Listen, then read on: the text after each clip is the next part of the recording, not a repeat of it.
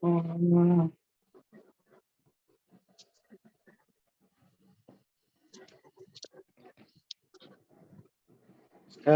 Okay. Hello. Okay, you can continue. Okay, so at extubation of the patient, like I said, I want to ensure that the patient does not. I want to ensure that the patient is not coughing or straining, and this is to ensure that there is no raise in ICP at the end of the surgery, and preferably for post-operative consideration, the patient should be electively ventilated for 24 hours in the ICU, monitored closely. Proper analgesia, multimodal analgesia should also be given to the patient. Enumerate method of maintaining intracranial pressure operatively. Okay, to maintain intracranial pressure intraoperatively, the methods include hyperventilating the patient to reduce. You have 2 minutes to round up. 2 minutes so to that reduce intracranial pressure. can.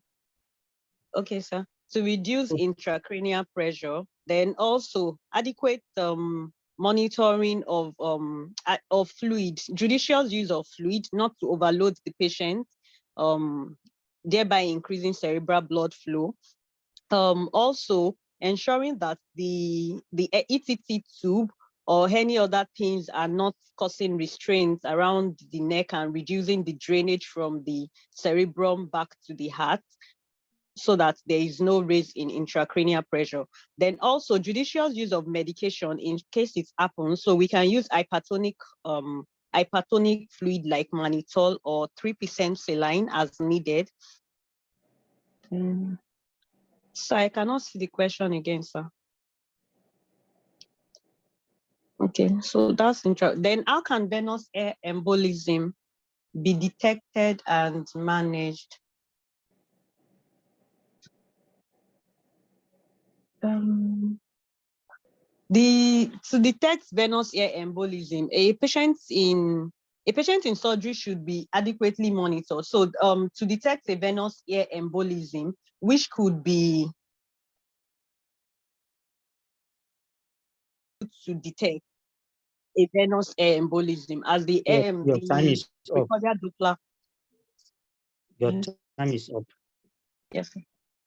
Let me give Dr. Naji just 2 minutes to just add 1 or 2 things. She started talking and she said we needed to give her time to put herself together. Dr. Naji. Yes, I'm here. 2 minutes. Yes, sir. Okay, so for detection, yes, for the detection of venous air embolism, you can start with the monitor. From the monitor, there could be the patient will be desaturating, that SpO2 will drop.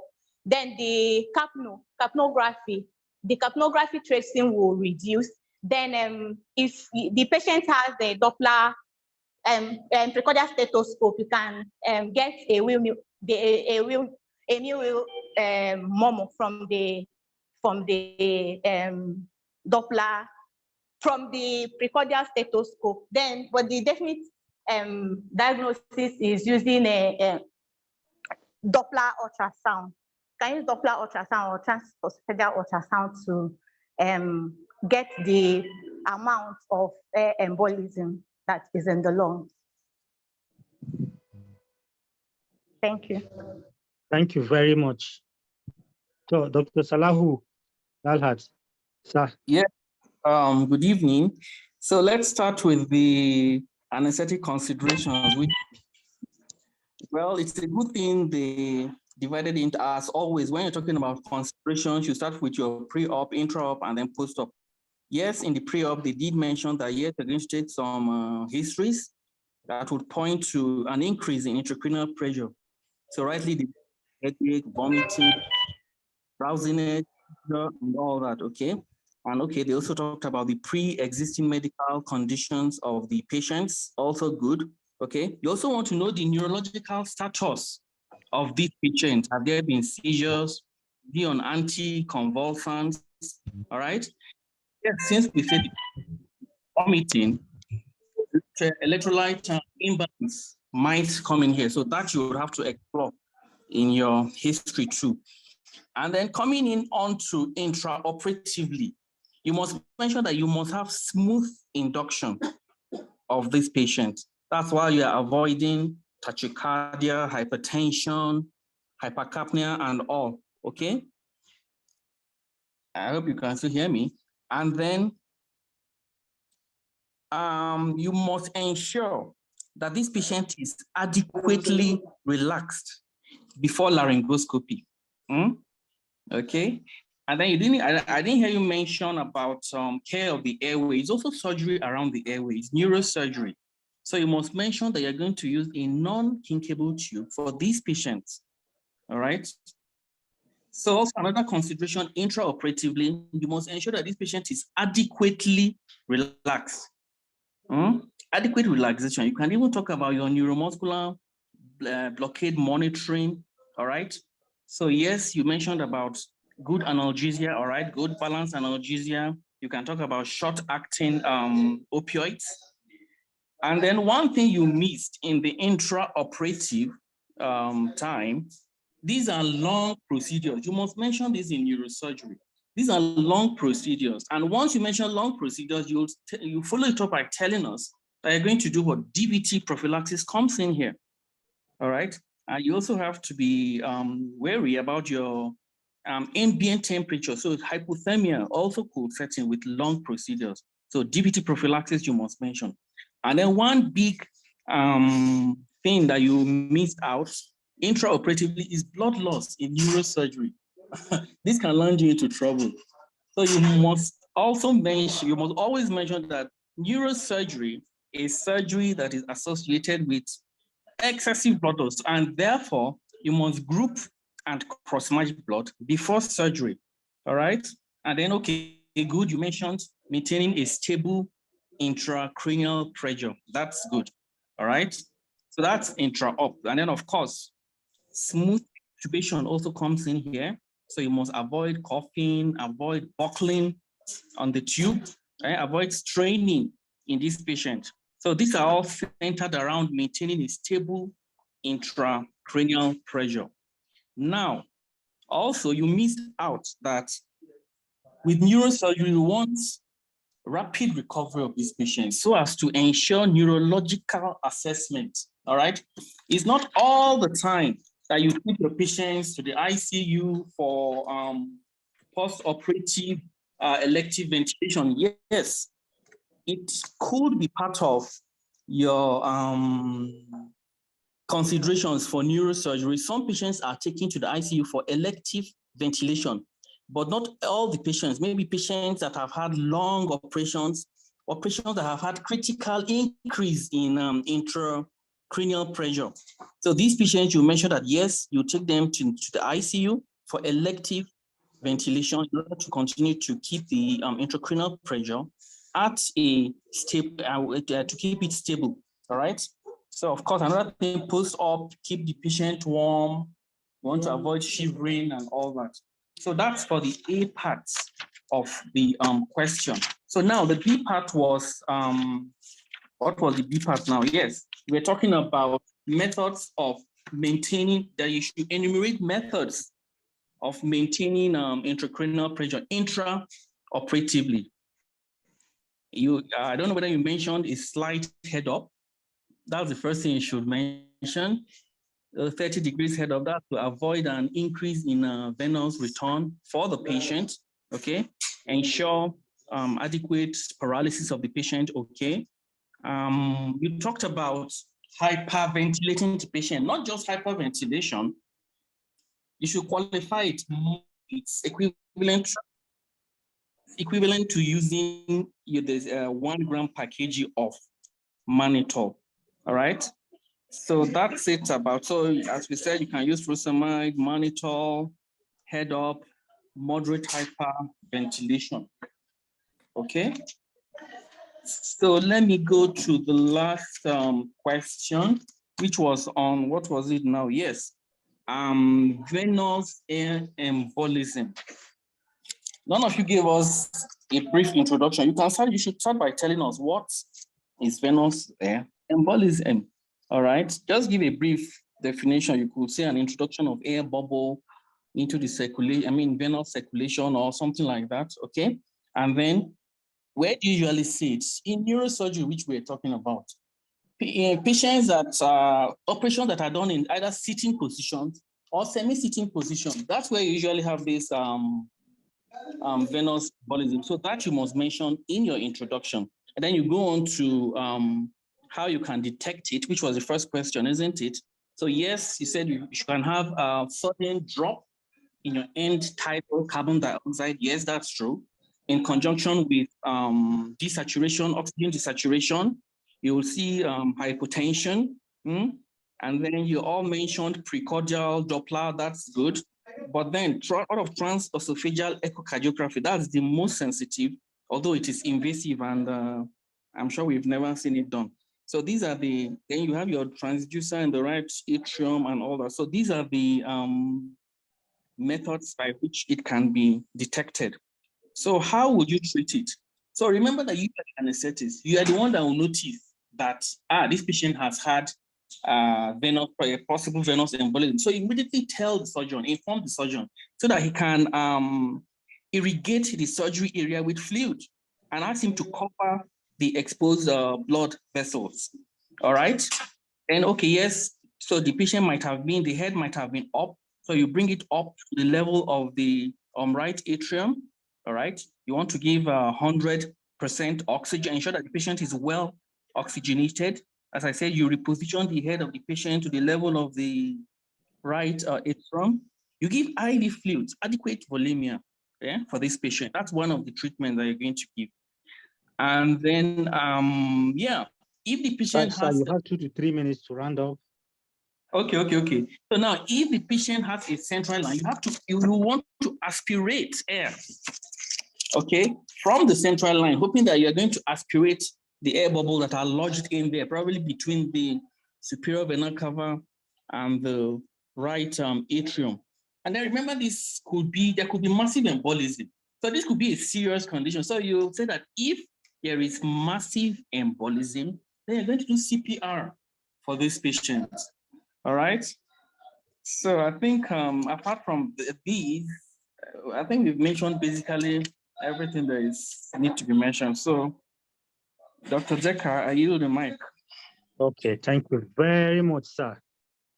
We appreciate your comments. I've seen Professor Nwa and Professor Okoli raising their hands. So I'd like to call Professor Nwa to unmute and address us. Okay, good evening. Thank you very much for the opportunity to speak. Well done for the well-coordinated case-based discussion. I want to thank the organizers and the moderator especially, and all the panelists. I see my sister, Dr. Coley, now Professor. Congratulations, Professor. My comment is actually this last case that was discussed. I was going to talk about, yes, well done, congrats again. So I was going to talk about the neuroanesthesia case that there were some issues that were left out, but I think Dr. Salahu has addressed it very well, so there's no problem.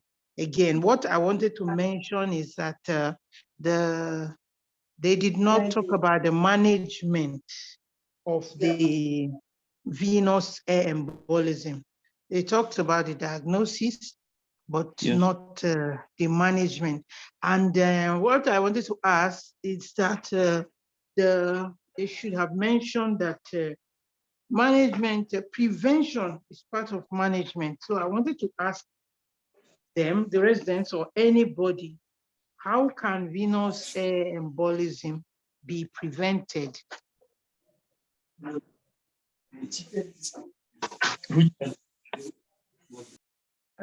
Anybody can give us the answer.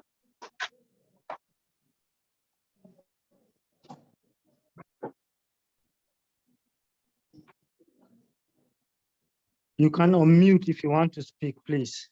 Oh, Well, Dr. Dalhat, you want to chip in on that? I know you corrected, you mentioned the aspect of the management, but are there any steps that can be taken as anesthetists to prevent it?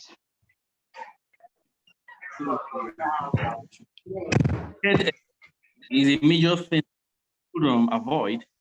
Most of the time now, people avoid surgeries in sitting positions, even if it's a posterior cranial fossa tumor.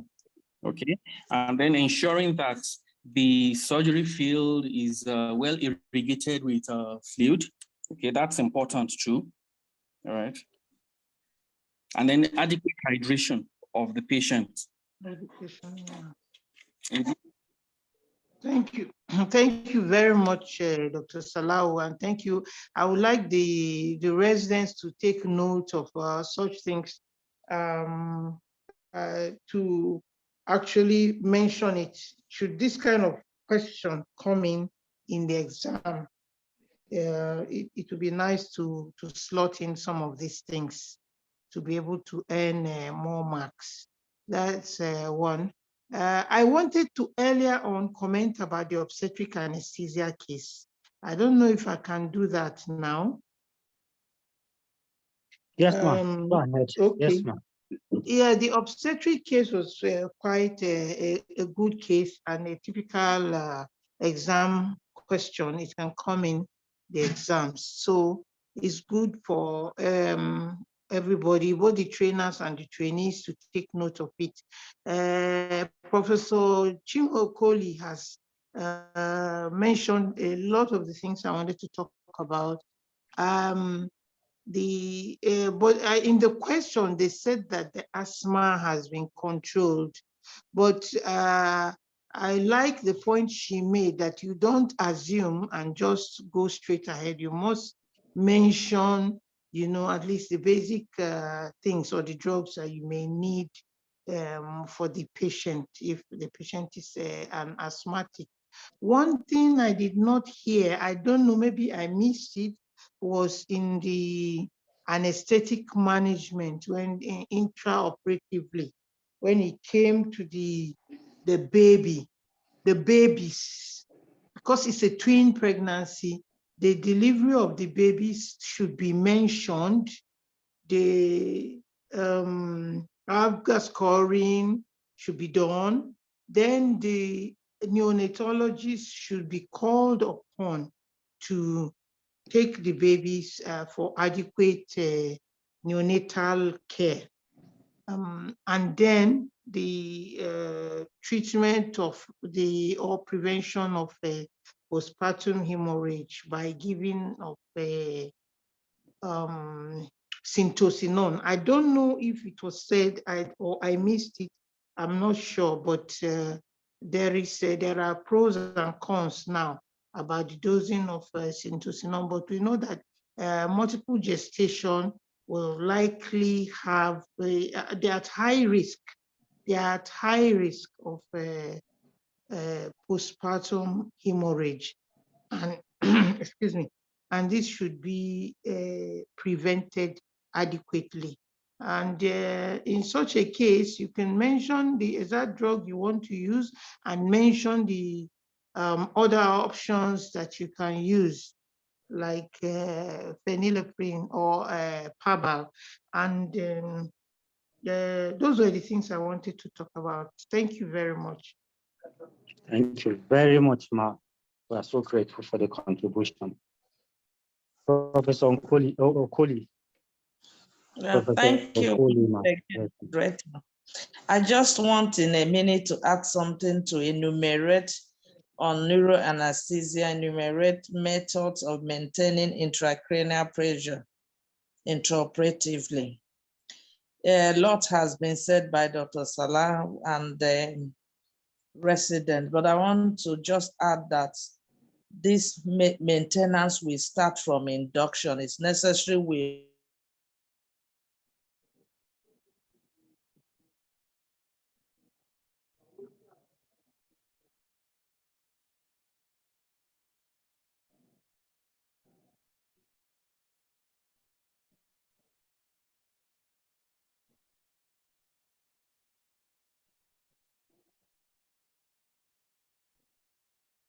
you remember. Have we It will lost start from Professor induction Foley? agents.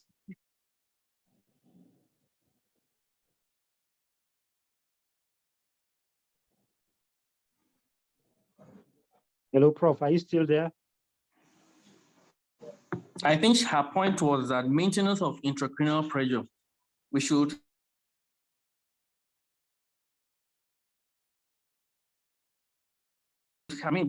that has to be considered. So of course, we'll usually use sodium thiopental as induction agent. And also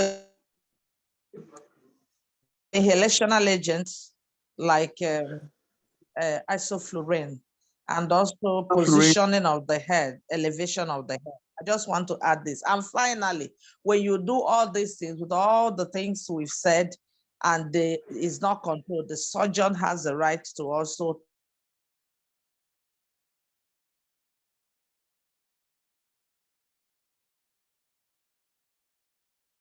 tap. This, they might assign half marks or one marks. So if you miss any of it, you'll be missing marks. Thank you very much. Help it. And I've been listening on and off. Quick, can you hear me? Yes, sir. I want to just quickly comment on the control of the ICP intraoperatively. The speaker mentioned non-kinkable tube, but you should know that it's not only because the tube you want to prevent kinking, but what is the effect of that kinking of the tube? So you should know that it is one important method of preventing raised intracranial pressure, the non-kinkable tube. Because if the tube kink, yes, you can ventilate a patient, but the patient will not be able to expel carbon dioxide. And then carbon dioxide will accumulate. Of course, you are monitoring your the entire carbon dioxide, you see it rise, and then you will have raised intracranial pressure. So one of the main reasons why you use the non-kinkable tube. So please take note of that. Do not forget to mention that or to write it when it is an essay. And then secondly, I want to talk, I first had I think if I remember, Aliu Al-Hassan was talking about the obstetric case. I missed the rest, but he was not on track at the time I was hearing because he was not bringing out the concerns. Multiple gestation, the risk of postpartum hemorrhage. I don't know whether he mentioned that, but he was just talking about assessing a patient, just any patient, any pregnant patient. He wasn't really on point at the time I had him on those concerns. There is asthma. And then I don't want you to go, what Professor Okoli said, yes, you should know something about that asthma. But take note of the scenario. It said that optimal control. So what you need to be talking, there is your technique, the technique you've chosen. Have you chosen a technique that you will prevent asthmatic attack? Okay, because he was saying he will listen to the chairs, and so nobody said that this patient is an attack. Yes, it's good to ascertain to clear that, but there is optimal control of that condition. Thank you very much. Thank you very, very much. This has been quite an engaging session. I really want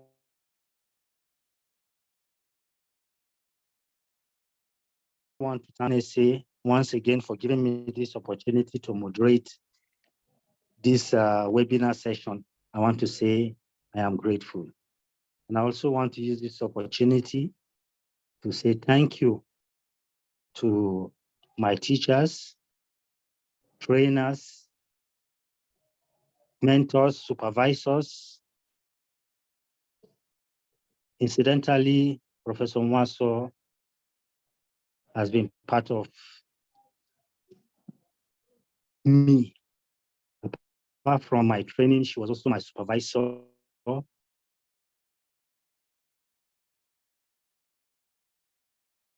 Isamadi, Dr. Nuhu, Dr. Embu, and so many that I cannot mention your names here. I just want to use this opportunity to say thank you very much. I appreciate you.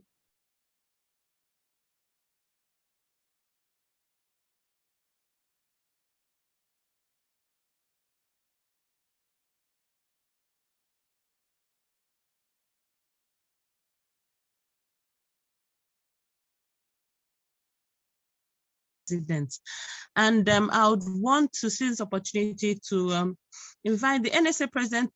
She's been here with us for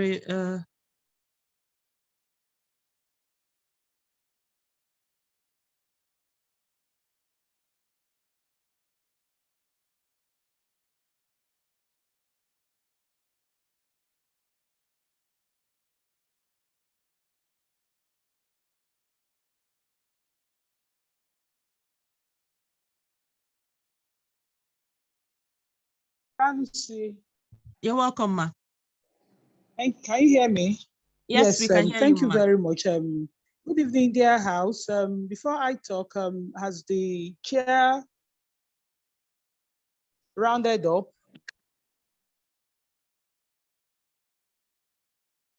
Dr. Eating, so has he told us what we have for the future? It's like we're rounding up with this meeting sorry, for today. sorry for the omission. Let me do that briefly. Thank you, my president. Thank you. Thank you.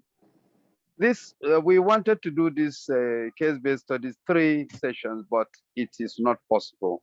So this is the only one. We hope you have gained from it.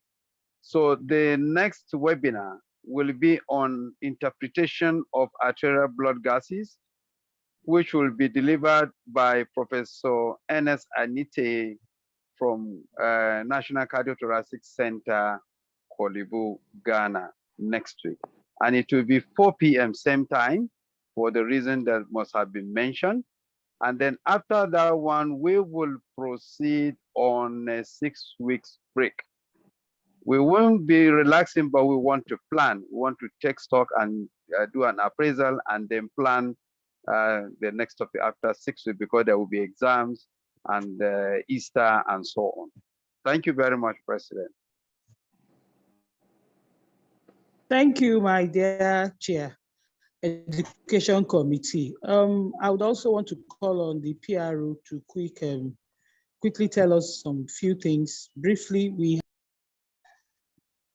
And thank you for joining us in today's webinar again.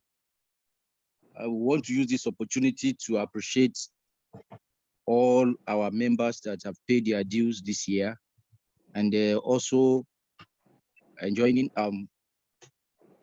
others who are yet to pay, to please kindly pay your dues. And please kindly note that this recording for this webinar will be uploaded as soon as possible on our YouTube channel so that you can watch them again. And lastly, please follow us on all our social media handles, the Facebook, the Telegram, and our Twitter page. Thank you very much.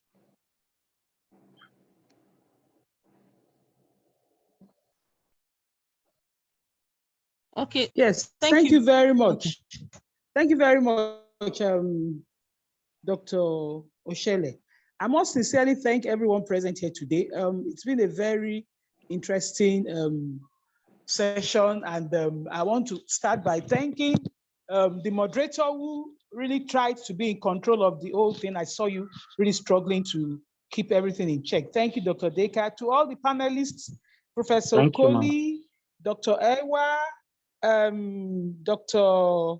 Okona, Dr. Dalhatu, and those are the 4 of you. I want to sincerely thank you for offering this precious time to us to help build our members' knowledge base. To all the discussants, the various one case or the other, I want to say kudos to you, tried, and you can only get better. Who has also stood with us from beginning to the end, and to as many of you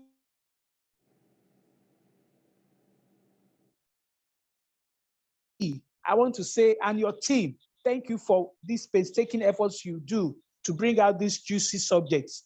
We want to thank God for helping us as NSA. Some of us went to Lome, came back safely, and we are better for it. So well done, and I want to say you are all greatly cherished. Please keep yourself in tune. Other activities are coming up. We have the SSPN soon. We have the intensive care conference, and we have the palliative care conference. So please keep in tune on the platform so that you can get updated. Thank you and have a lovely weekend. We cherish you all as our members. God bless you. Bye. Thank you. Bye-bye. Thank you, Ma. Richard, Okonu, Dalhatu, and my sister Okoli. God bless you all.